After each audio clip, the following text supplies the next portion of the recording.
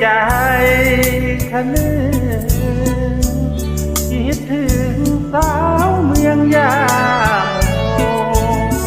ทางไกลตั้งหลายกิโลไปเมืองยาโมด้วยใจรัก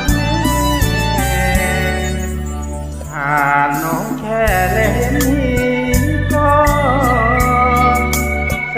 นมองเหลือเกินดวงแดดเคยปวดร้าวเพราะสาวน้องแค่เจ้าคันแปลที่แท้ยินก็โยนทิ้งความเศร้าที่ต้องเขาทางเข้าปากช่องหลงลงปากจนไม่อยากมอง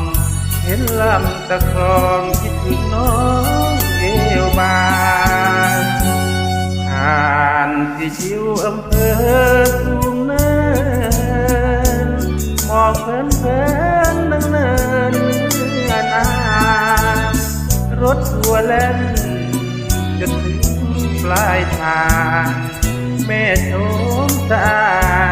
เจ้ากำลังแต่งง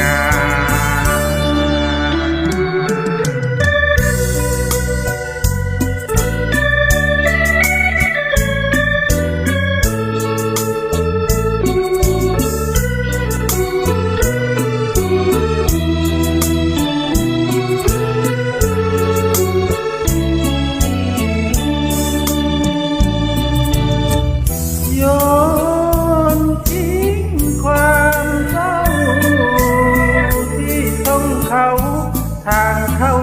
บางช่องหลงลมปากจนไม่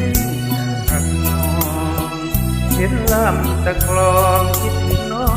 งเอวบางผ่านที่ชิวอำเภอสูงเนินมองเพลินเพลินนั่งเนินเนื้อนารถทัวร์แล่น